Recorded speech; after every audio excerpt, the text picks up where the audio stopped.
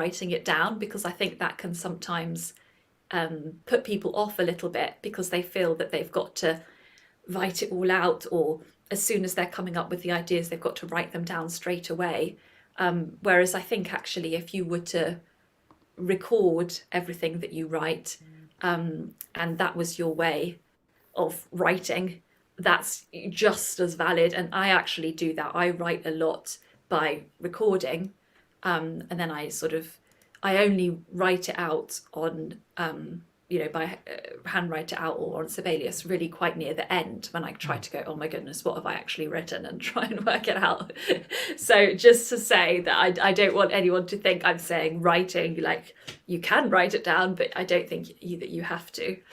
And then the other thing that I wanted to say just before we start was that I certainly find that when I'm composing, as well as writing some things which I like, I write a heck of a lot of things that I think, no, no, no, no, no. And I think that's really normal. And I think, again, sometimes people can be put off in the beginning because they start writing and they write something that they think, well, this is rubbish. But it's pretty normal to think what you're writing is rubbish. I hear that even Brahms he thought everything he wrote was, or a lot of what he wrote, he thought was terrible, and it took him years to finish stuff, and he threw loads of stuff away because he thought it was so bad. So I think that's just how composers feel, whichever level you're at. But also all that messiness of trying stuff out, writing drafts, having ideas that you don't like, keep writing until you eventually get something that you do like. That's sort of all the behind the scenes stuff that you don't see when you see someone else's finished piece. So you're sort of seeing their highlights reel, a bit like you don't see everybody's practice and all the strange stuff they do in the practice room. You just see them do their finished performance. So I just wanted to say that as well. Yeah, it's like looking at someone's Instagram profile. Oh, wow, such an exciting life. It's like, what am I doing? Sitting here with my cereal in the morning. Yeah, wow, it's strange that your mind jumped to cereal, because I was sort of thinking like underpants and cereal for some reason. So I was referring to a reel or to a story that I saw of yours where you were sitting at the desk eating a cereal, and there was this this performance of a violinist who was playing your piece, and it was such a massively brutal piece. I loved that so. Do you remember what piece that was? Yeah, it was Through the Fog. It was a piece for violin. Through the Fog it was called, written for Julian. It was a little bit weird to see you eating your cereal while listening to the piece, but it was absolutely fantastic. I love that. It has such a raw power. Go and listen to Through the Fog was the name? Through the Fog, yeah. Through the Fog by Snowden. So I want to just add two things. You're absolutely right. We have this image of composing as this highly intellectual act where it is you, your mind, and the piece of paper, and it's like creativity is flowing out of you right onto the sheet music paper as black dots, and it's like there it is. But as you said, you probably need to fail a few times, and that's absolutely fine, because that's part of the creative process. There was another thing that I wanted to add, but I forgot it. Anyway, thank you, fantastic. So wonderful introductory words about how to get started and how to view that. Okay, let's continue. Yeah, so I thought maybe I'd talk a little bit about planning and whether you need a plan before you start, and then later I can talk more about specific ways of generating ideas. But I think people often ask me, do I need to sort of know like the plan for the whole piece before I begin? And I think people work in different ways, and I've written using both methods really, or mixtures of both. Sometimes I think it can be very useful to have perhaps a story in your head, like a non-musical story, because that can give you ideas about the structure of the whole work. And in fact, that piece that you mentioned, Through the Fog, the piece that I wrote for violin, that does have a bit of a story to it. And using that story, I can then tell where are the climaxes of the piece, where are the calm parts, where's the biggest moment, where's it going towards, Or I wrote another one for the Mellor Guitar Quartet called My Clock is Broken, which is about a little clockmaker whose clock breaks and he sort of goes nuts. And so that having that story in my mind made me know at what point does everything have to start going nuts. So sometimes I think that can help to shape things a bit. And also, even if it's not a structure or a story, just having a particular image in your mind, like, for example, I'm going to write about this moment when I was sitting in my garden and I saw this special bird that was singing in the tree. That can help inform then your decisions, because often people say, well, I feel like I've got such a wide range of things to pick from, I could write anything. Where do I start? What do I do?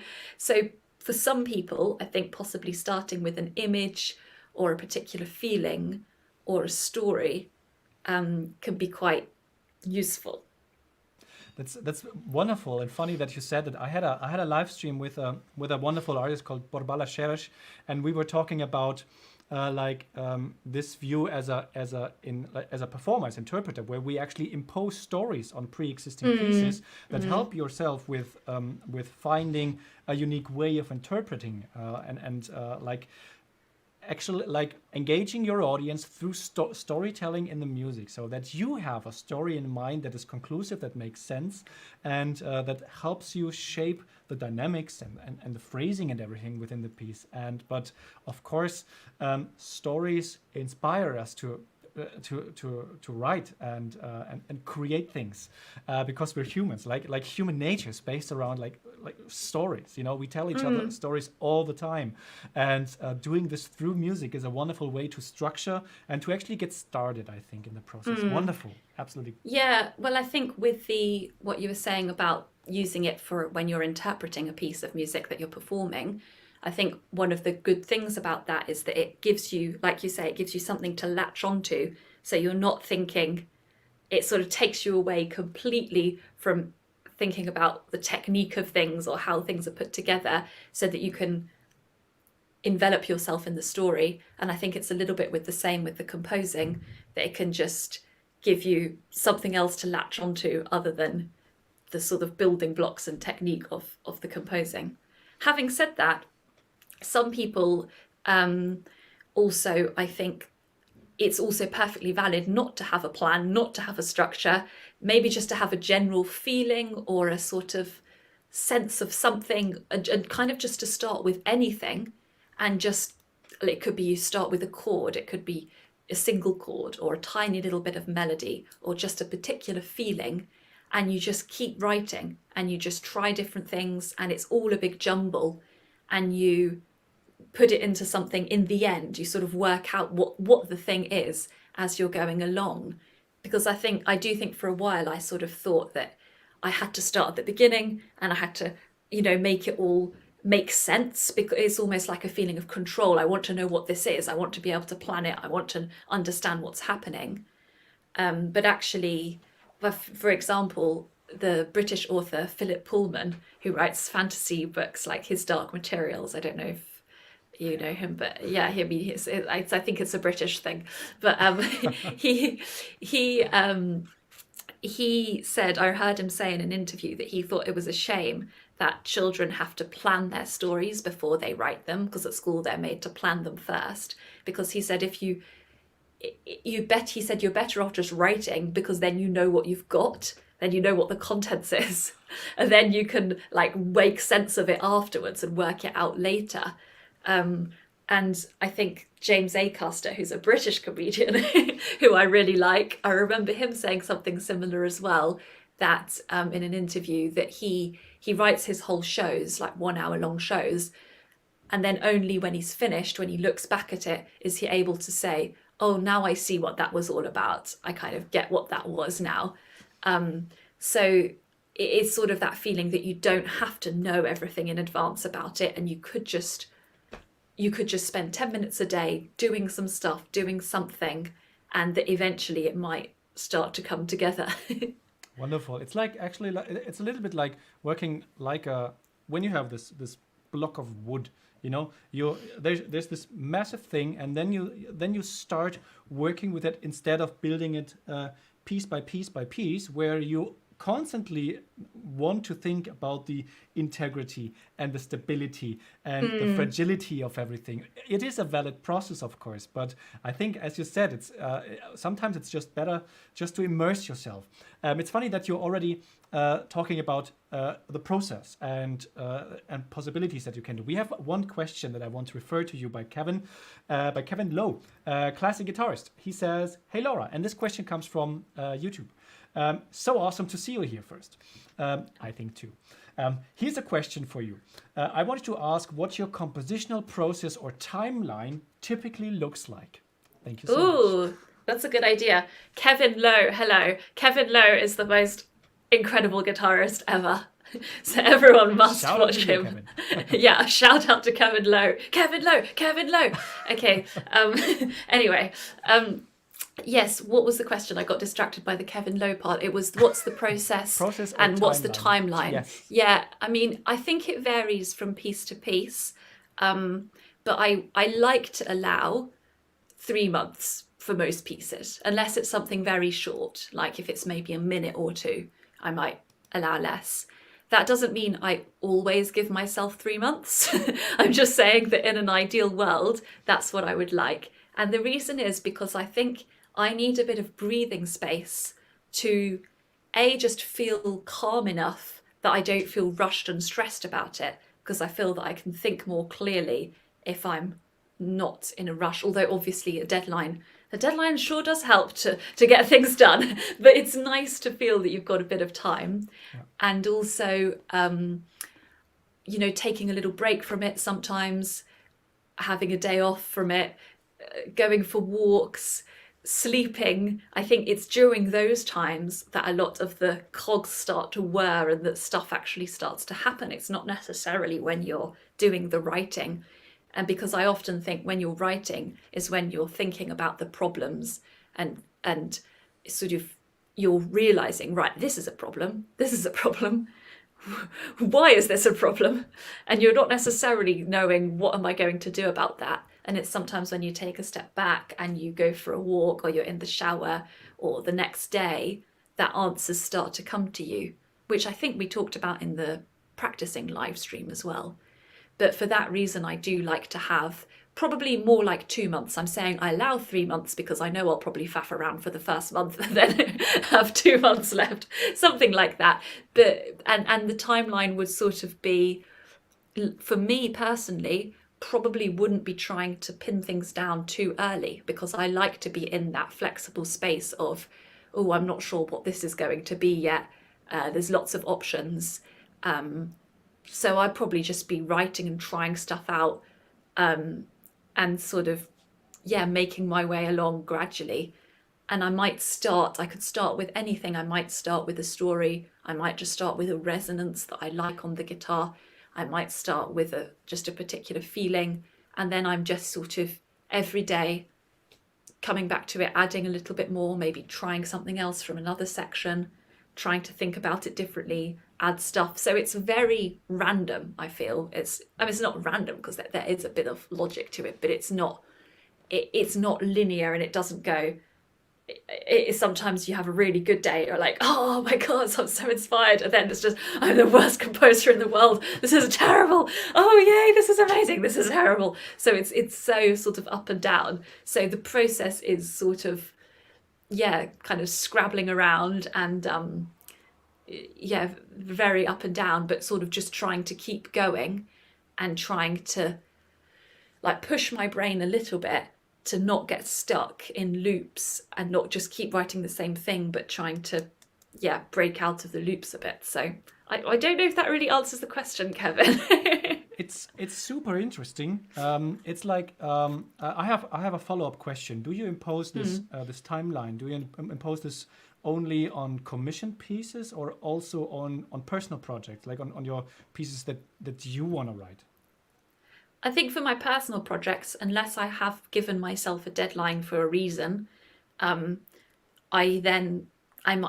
got a piece right now that I think I started in 2019, but because life inevitably takes over, you know, I'm going to prioritize the commissions, and I'm going to prioritize the stuff that's like work, as it were, not sort of my own stuff that I do for fun, even though that stuff is important. But so for that stuff, it could be really any amount of time.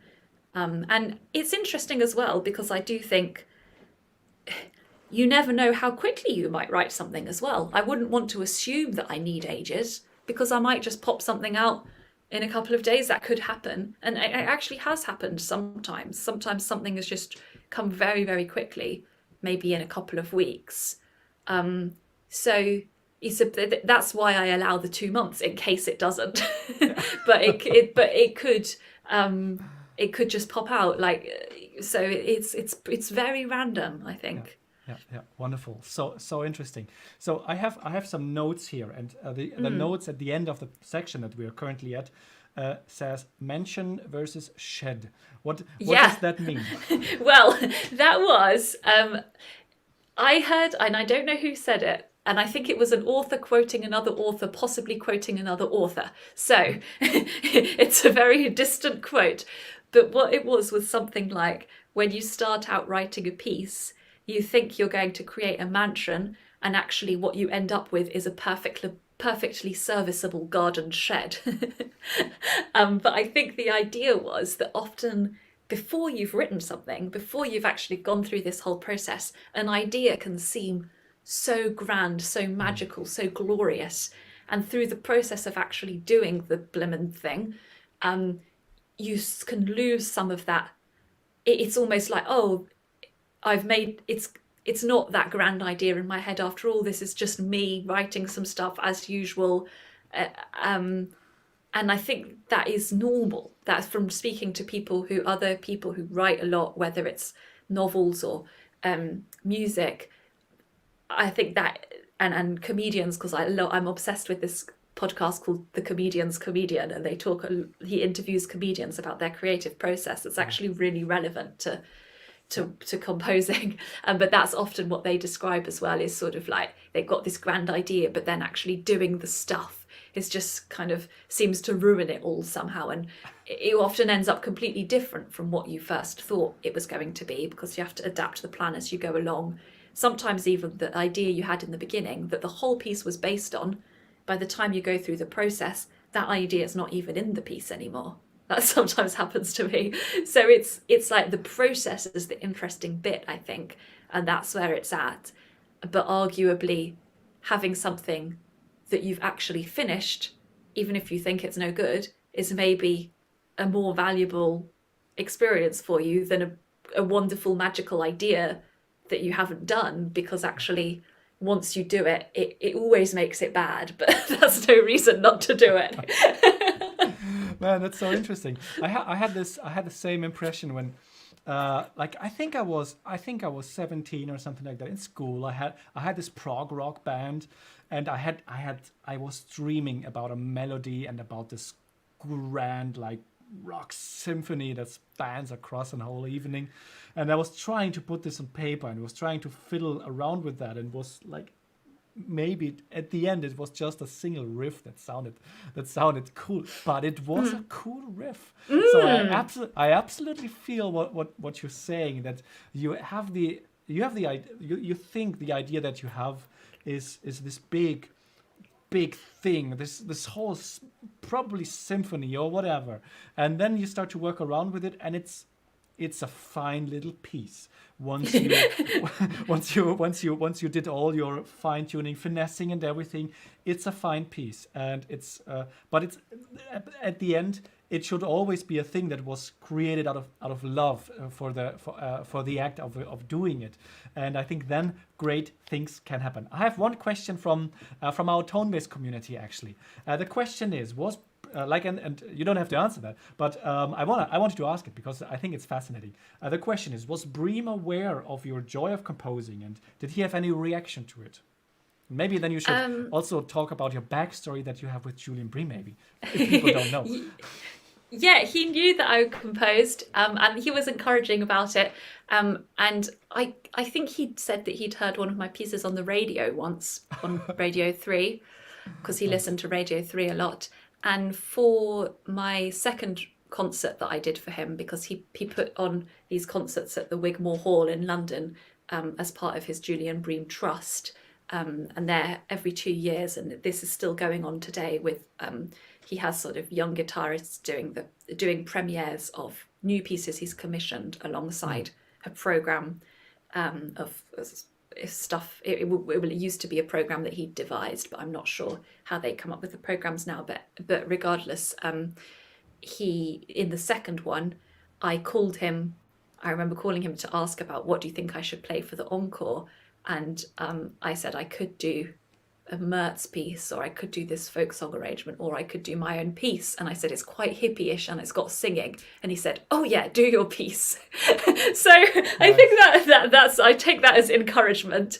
And I tell you what, the amazing thing was with Julian is that what I really got from him was this amazing like conviction in everything he did. And he had so much belief in his ideas and his interpretation, and that's why his playing speaks so authentically and so soulfully, I think, and really punches people in the stomach emotionally.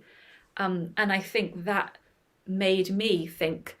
actually made me want to compose even more, because I thought, you know what, I have that passion for composing as well, and that real like conviction when it comes to composing, and I think I should do that because it's something I'm really sincere about. So unconsciously, just through his approach, he really actually inspired me a lot to do this. Wonderful, beautiful, thank you. And we have a follow-up on the garden shed and mansion discussion by C. And the comment comes from Facebook, actually. And the comment is also, sometimes you think you have made a garden shed, but in reality, it's a mansion. Tends to happen. That is also true. Yeah, that's very a very regular occurrence, because I think you often, especially through going through the process, you thought about it so many times, you kind of lose any perspective and you lose sight of what you're doing. Actually, other people can be perceiving it in a completely different way from how you're perceiving it. I think with the shed and the mansion, I meant sort of like the grandeur of the mansion, because you might think you're doing something like very grand and noble, and then when you do the thing, it feels a bit more procedural, and I'm just crafting this as before.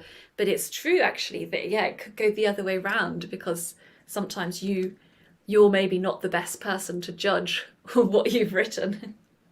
Absolutely, and I think this is also important when suddenly you hear your pieces performed by other artists as well, because when you're in the middle of it, you're always so stuck with it. That's the same reason why, because I'm also a sound engineer, at a certain point when it comes to another process in this whole chain of processes, you hand it off to another engineer, because you just lose your objectivity in so many things when it comes to certain decisions.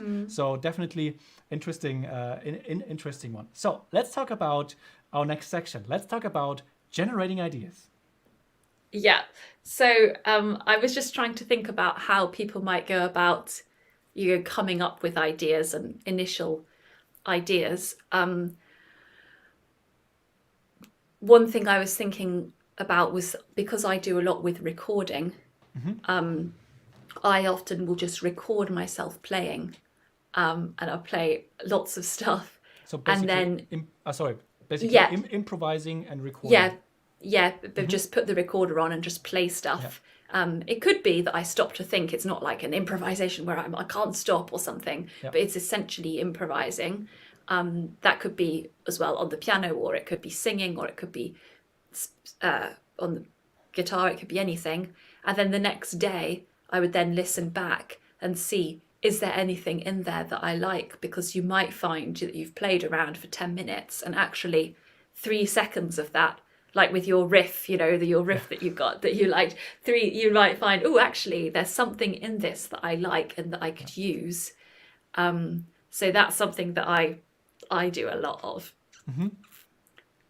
Fantastic. I think like this is something where people shy away from, because you think, I'm composing now, this must be good, and and actually creating this excess work, and recording yourself and then re-evaluating something that is not really composed yet, Yeah. I think what this live stream also should serve for is like getting lifting the, how do you say, that you lifting the anxiety to touch the subject, because you think you're afraid that you're not good enough. You think you need to be perfect. You think you need to create something stellar the first time you do it. No, you just do it. Just do it. And you will find beauty in it. And if the beauty is a line of just like 3 notes, then that gives you already something. But if you've never tried it, you wouldn't know. Okay. Yes, totally. I totally agree. Inspirational messaging now. That was good. Yes. Yeah, I totally agree. I really do, because I think, like you say, the recording thing can maybe take the pressure off, because you just say to yourself, I'm just going to play around and just do some stuff. I think it's so easy to say and harder to do, but trying not to judge too much what you're doing when you're doing it. So you just go, sometimes I just think to myself, well, it's not my fault, not my problem, which makes no sense because it is me writing it. But if you could just get yourself into that mindset of almost like, well, I don't know, it's not my fault. I like that. Yeah. Possibly another thing that could help with that sort of judgmental side of yourself as well is maybe choosing somebody that you really like, who's really nice and who supports your creativity, and writing the piece for them. Because I think that can kind of remove a bit of the grand feelings of, oh my God, I'm writing a big noble piece for the concert hall. And if you just think it could be, your grandmother, your child, someone who supports your creativity, and it could be a really short piece, maybe just 30 or 40 seconds. I think you can start really, really small, and you just write something for them. And when I think about if someone makes you a birthday card or something, you really like that. They don't have to have studied the art of birthday card making for 79 years before they're allowed to offer it to you. And I think it could be a similar thing. That I'd be really touched if anyone wrote a piece. I'm not saying, random people off the internet, please. I'm saying, I'm saying, 80 yeah, exactly. To Snowden, yeah, I'm talking about my family and close friends. If one of them wrote a little piece for me for 30 seconds long for my birthday, I wouldn't mind. I wouldn't be thinking about the quality. I think I'd just be really moved and really touched by that. And it could be a nice way for people to feel that connection and that feeling of, an emotional connection through the music, without some of the more stressful associations with composing, perhaps. Absolutely, that's such a beautiful, such a beautiful analogy. Like, you don't need like this. You don't need the next. You don't need the next masterpiece. When you wanna show someone appreciation, and this actually helps you to get into this creativity mode. Everybody knows that when you start crafting little things, can be just a little project in the kitchen, like painting something, but also like trying to craft like a gift for somebody. So that would be a nice assignment for our tone-based users. Write a little piece for someone you like for the next birthday, and it might be only a 30-minute piece. And if 30-second. Sorry. Yeah. 30 minutes, no less. Yeah, no minute less. Just a 30-minute piece. That's nothing. Beautiful. And then, people, do it. It's as easy as that. It doesn't need to be perfect. It just need to come from the bottom of your heart. And then I'm sure there will be something. And you can share it in the community if you want to. You don't have to, but I would like to hear those pieces. So would I, yeah.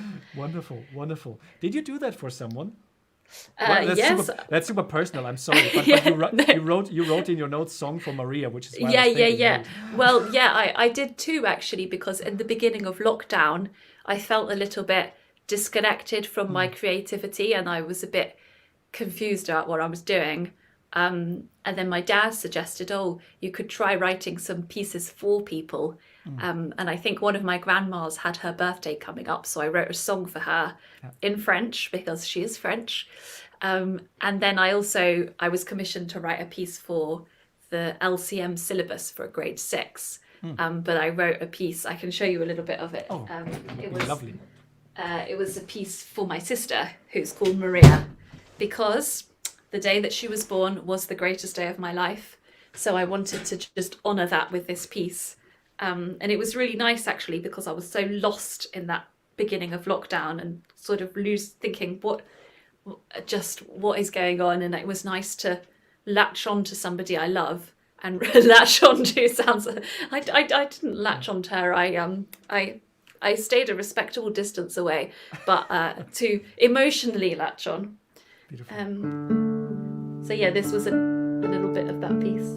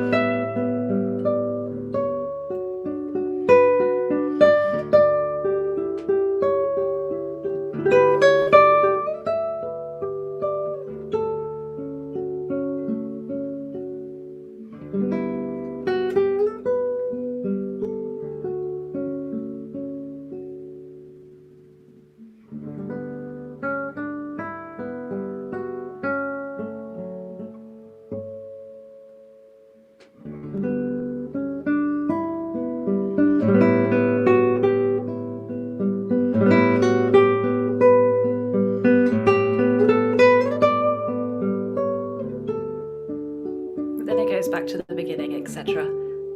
So it was just a really short piece, and it's a bit sort of more. Let me applaud you. It's so beautiful. Thank you, so thank beautiful. Oh, I would love to have received a piece like that. So beautiful. Really, really, really, really. Okay, you wanted to say something. Well, it was a bit more, I guess written. It was very personal compared to some of the other stuff I've written, which is maybe sometimes a bit more abstract, even though it's always personal emotionally, but it actually being about such a specific person. But I think, yeah, especially if you're struggling, I think that could be quite a nice way to get into the creative vibe, is having a particular person in mind. Beautiful, beautiful. We have two questions on YouTube. One question we kind of already answered.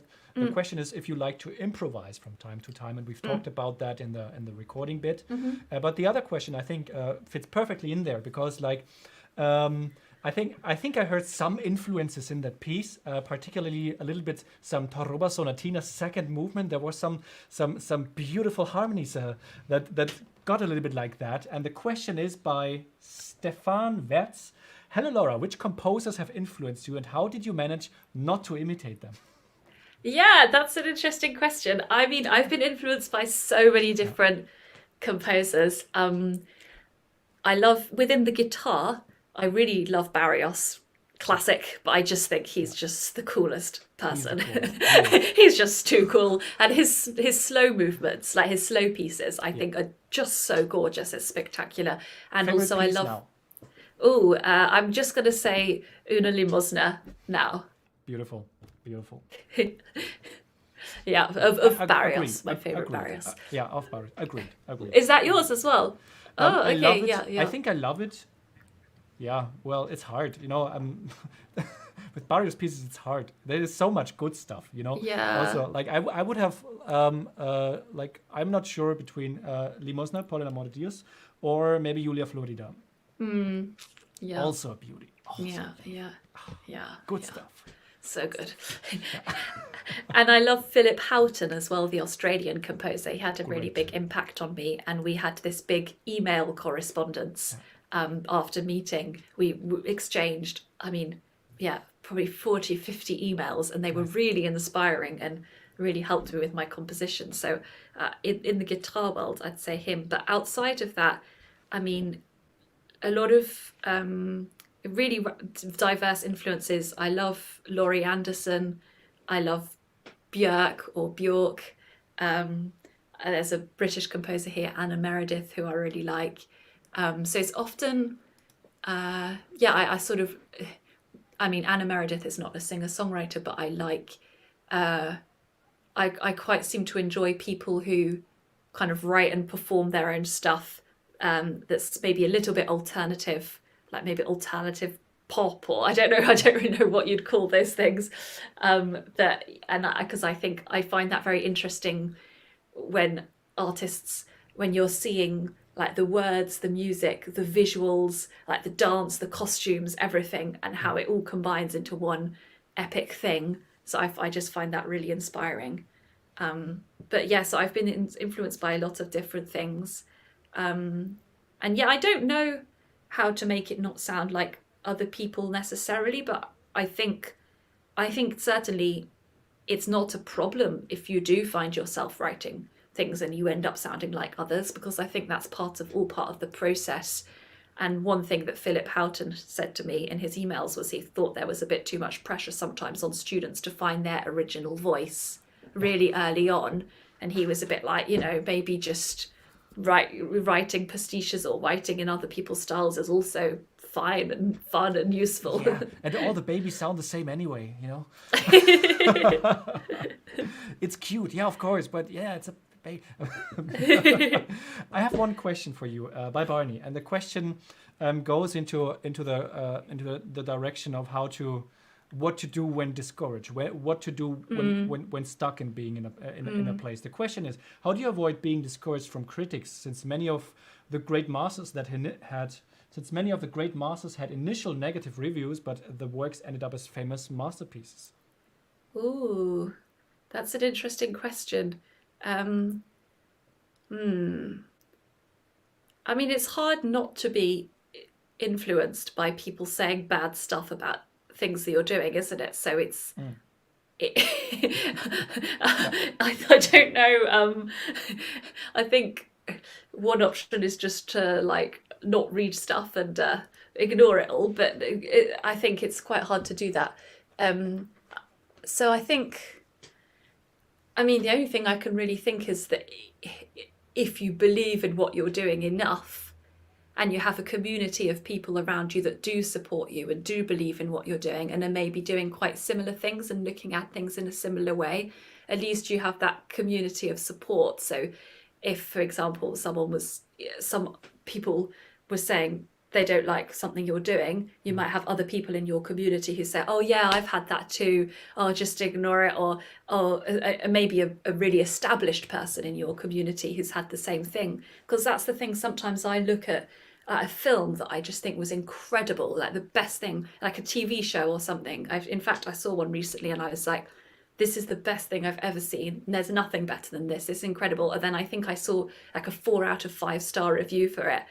And I was so outraged. How can this is terrible? This is so unfair. I was truly angry. But perhaps seeing other people having the same thing, stuff that you love by other people, perhaps being criticized or whatever, it could perhaps help you think about how, I mean, ultimately it is kind of subjective. So if you have people who do like it, if you have an audience and a community and people around you who are doing perhaps something similar and are supportive, then I guess you latch onto that, because I think that's what you have to do anyway all the time. It's the same with playing, because there's so many different types of players that we don't all love the same player, or otherwise it would be a bit boring. Absolutely. My girlfriend had classes in mental training that was focusing really around that issue, like how to overcome this bad feeling when you think, or when you try, or when you're so obsessed with other people are thinking when you're playing, for example.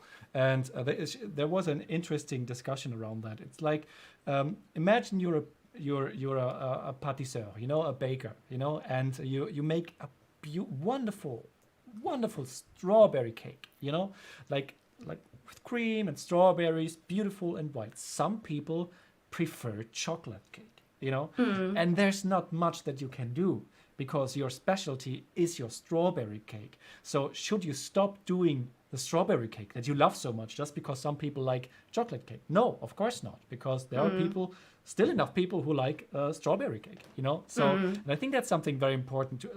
At first, you need to love it. You need to be convinced that you love it, and then you can. And then it's like this shield, because this is your thing. This is what you like. Of course, other people will like other things. That's absolutely okay. And another thing that I would like to point out there's generally, I think, just too much anxiety and how do you say, and scariness when it comes to that. Because generally, when you play for people in a concert environment, and this is what Steve Goss actually told me, it's like the audience is usually a very warm and welcoming bunch of people when you play sincere and appreciate and with respect for the audience. And I think that's always very important to keep in mind. It's like people are not gonna throw stuff on stage when you play your stuff and they don't like it. It's like again, it's a beautiful strawberry cake, and even if someone likes chocolate cake, maybe sometimes they want to try the strawberry cake as well because it looks so nice. Yeah, I like that about the strawberry and the chocolate cake, because I feel like also, I think with music, because it's something so emotional and people get very, very attached to certain things because they mean something to them from their childhood or whatever. And also stuff you don't like can sometimes also feel very emotional because you associate it to maybe a bad experience or a person that you didn't like who liked that same thing. And so it can be really emotional and quite intense. So I think perhaps the way sometimes people speak about their feelings about music can feel quite it's quite extreme sometimes, or so if you were the artist on the receiving end of that could feel quite hurtful because they might be very angry about what you do or very, very happy, and it can feel quite extreme.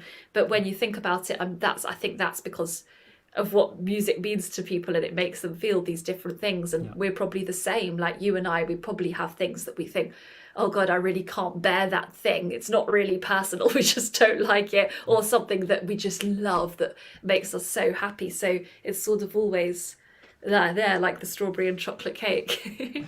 Absolutely. So for the end of this live stream, some question. We do have a couple of questions, so let's do some quick fire questions. Okay, wonderful. Claudia asked, are there any similarities between arranging and composing? Yeah, definitely. I think they're kind of quite similar in a way, because when you're composing, you could see it as you're arranging your own stuff to a degree.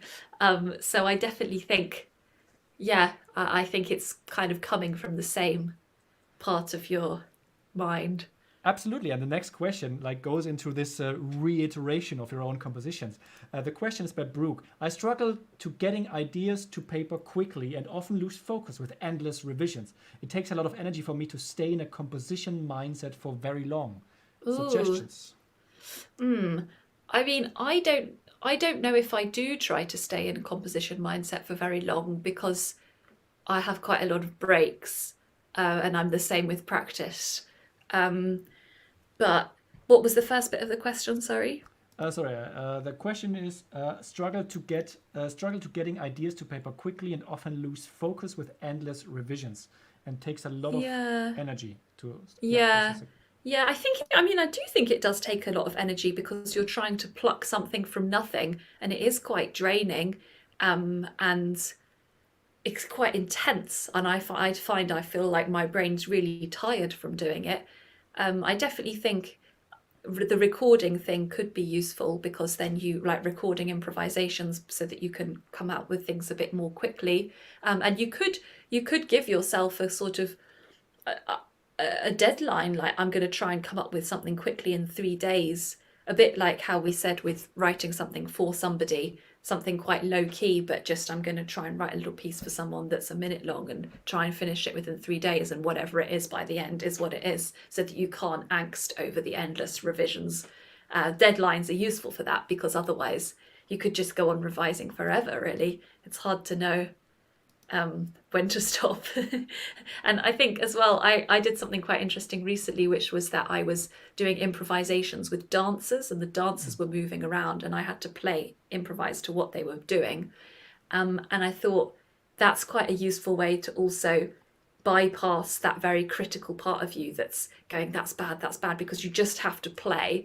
And rather than thinking so much about the exact harmonies or the exact melody, because you don't really have the time, it becomes more about the rhythm and the gesture and the timing, which are quite interesting things to think about as being really important. So if you have an opportunity to do something like that, or even just have a video on with the sound off of dancers or of some kind of movement, and you try to improvise to the movement, it could be kind of interesting to see so you bypass some of the critical parts of you, possibly.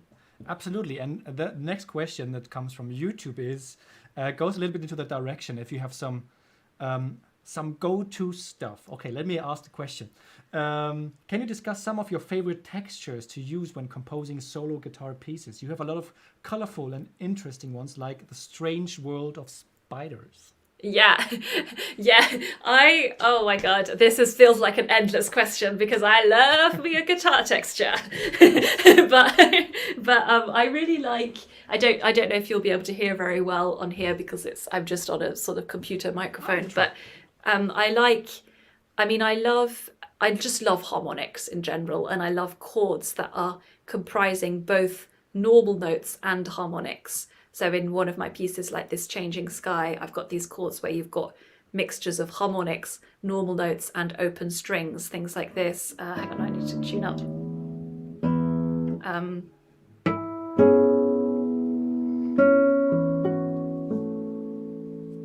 So just those kind of very open resonances, where you've got little harmonics mixed in, and just trying to really get the guitar to blossom and to resonate. And I also enjoy tremolo with harmonics. And I think the one that you spoke about earlier with the humming, that's where I like to blend myself humming with the harmonics, like.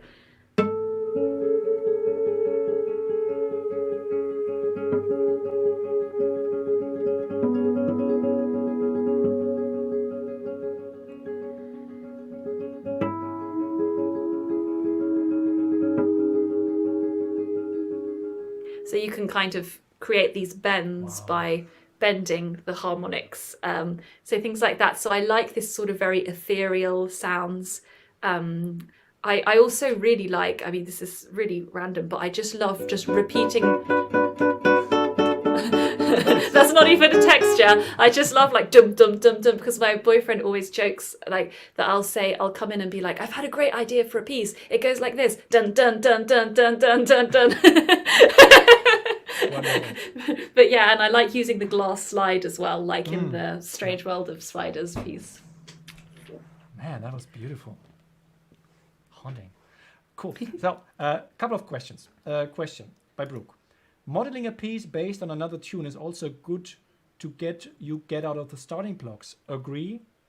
Yeah, definitely. I had that one written down. We never got to that, but I was going to say analyzing a piece and then maybe taking an aspect of your analysis and then trying to write something based on that. So you could even take, for example, the structure or look at how it's been put together and you take that, but you write it in your own language. Or so you could take any aspect of it. And I did that a lot with my composition training at college. And we looked at Bartók Microcosmos, which are these little piano pieces. And then we had to copy the sort of techniques that were being used. And so I think that's a fantastic way to work. Yeah. Fantastic. So we have two more questions here. I have three questions that I want to ask to you. Okay, fantastic questions. One question. Well, I haven't read the other question, but this question is cool. The question: when you're just playing around and improvising, are you mostly playing, looking for a melody line, or are you improvising melody or harmony, both? What is the question is? What is improvisation? Yeah. Well, you know what I was thinking earlier, because I was thinking with the dancers. Arguably, if you just picked one note, but you played it with a particular rhythm or in a particular way, in my head, that's already improvisation. So if I take an open E, if I choose to play it like this, or if I choose to play it like this, or whatever, or like this, that to me, that's all improvisation. I've decided to play a note, and then I've decided how I'm going to play it. So to me, that would already be valid. I mean, you could literally create probably a whole piece on one note if you wanted to. But in terms of my improvisations, what I'm usually thinking of is I'm thinking of an emotion, usually, to be honest. So I'll just be in a vibe. So I might be in a very emotional vibe, just crying and improvising. And I'll be like, wow, this is so powerful. Oh my goodness. And then the next day you listen back and you're like, what was that? Or it might be like really angry. So it'd be like, okay, it doesn't have to be so extreme. I'm not like either crying or angry. That was just some simple examples. But it might be that I've got a particular picture in mind, or I'm trying to create something. So it could be a melody.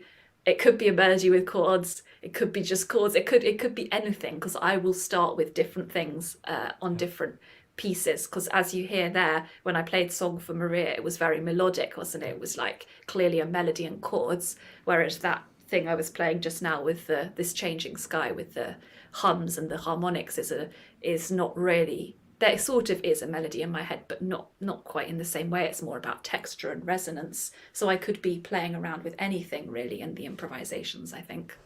Wonderful. You know, I come from my first like externally triggered improvisations come from a place where like I played in the past like pen and paper role play games like Dungeons and Dragons and stuff like that. And I was there with my dungeon master, and he was telling the story, and I was improvising. I feel so nerdy right now. And I was improvising That's to that great. story. And I think like if you want to get started, like just listen to an audiobook or something like that, and try to.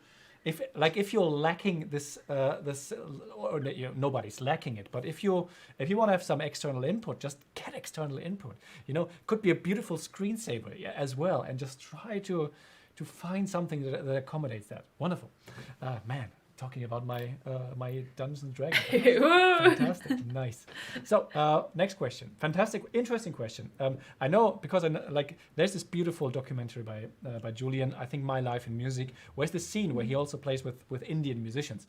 And the question is by Armando: did Julian Bream ever talk to you about classical Indian music or Ali Akbar Khan? No, he didn't know. Oh. Okay, that was a quick answer. Oh man, okay. Let's do 3 more questions. Quick questions.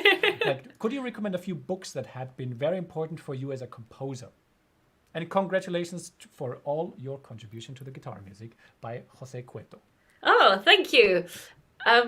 Well, I don't know if I've read any books that have been particularly useful, but I really honestly can recommend the Comedian's Comedian podcast, because they really talk in depth about the whole process of creativity with so many different comedians. And that genuinely does help me a lot. So I'm sure there's other, I'm going to think of them as soon as we finish this call, but I'm sure there's other books about, probably more just about general creativity that I've read. I know some people, the book The Artist's Way, I know some people find that very useful. So I think there's certain books about creativity but I can't think of anything specific I've read about the act of actually composing. Good. Fantastic. There's a question which I also wanted to ask. Actually, I was wondering if I should ask in the beginning as well, as kind of a disclaimer or as but the question is, how much does your formal theory and harmony training enter into your creative composing process? So for me, I really don't think about it very much when I'm composing, because it's just not how I think. Obviously, I have had quite a bit of training in harmony and all sorts of things from music college, so I think some of that is going in unconsciously, but I really it's just not on my radar when I'm composing, really, because I'm just not thinking like that, and I kind of think sometimes I don't really even know what I'm doing, and I don't mean that like, oh my god, I don't know what I'm doing. I just mean that I'm going more on instinct, or what I think sounds good. What I really, it's very emotional. Is this the exact emotion that I'm trying to create? Is this the exact story that I'm trying to tell? That's really what I'm interested in, and I just do that sort of more by instinct.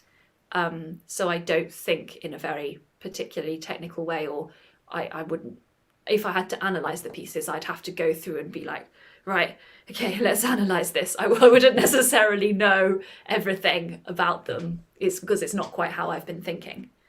Wonderful. Fantastic. So the last question for today, and it's a fantastic one by Gio. The question is, Laura, what makes a composition good? What do you look for in a composition? What is the criteria or tenets that make something good, in your words? Good one, right? That's such a good one. I think, again, after this call finishes, I'm going to realise what the answer was. But just instinctively, I feel, in terms of another person's piece, not my own, what someone else has written, it's just whether it has an emotional impact on me. And for me, I love music that has a really intense emotional impact. I kind of find it a bit pointless otherwise. And it doesn't have to mean emotional, like crying. It could be dancing, like really, really happy feelings, or it could be really dramatic and intense, but just something that really, really resonates with me. I love to cry when I listen to music. So I do, most of the stuff that I listen to, I do just cry, or I just go like, I dance around. So it just has to be really intense for me, I think, for me to really buy into it. And so I think with my music, that's what I'm trying to achieve. I'm trying to achieve that for myself. I can't say that my music will have that effect on others, because they might prefer chocolate cake or strawberry. But for myself, I'm trying to give myself that same feeling and to connect with those same things. So yeah, that's really where it's at for me. Beautiful, wonderful. So it's about the emotional connection and the emotional impact that the composition have. And the last comment about your little improvisation on the sixth string, you nearly blew my speaker drivers there by a great deal. So I think we had some great impact on some speaker drivers. So absolutely fantastic. Thank you so much, Laura, for participating in today's live stream with Tonebase. I had the greatest pleasure talking with you about the joys of composing, and you really, your inspiration, your creativity, and your I don't know the words, your thing for composing. It's like you really translate that, and it's absolutely fantastic to see you talk about your passion and inspire not only me but also our viewers out here on Facebook, on YouTube, and on Tonebase. Everybody who wants to do, please sign up for a trial on Tonebase. We do 3 of these live streams per week. Usually we stream once on the on Facebook and YouTube, and there's fantastic stuff happening here, and I'd like to see all of you come over. So, but now I enjoyed this so much, Laura. Thank you so much. Thank you for having me. Thank you. Yes, it was fantastic. Laura, let's do this again. Absolutely great. Thank you, everybody, and have a good one. Have a good night, wherever you are, because we stream over the whole wide world. You're at the moment in the UK, right? Yeah. Wonderful. I'm sitting here in Düsseldorf in Germany and streaming to all over the world, and that's fantastic because it's great. Laura, thank you so much. Thank you to our viewers, and I will see everybody very, very soon. Bye bye. Bye bye.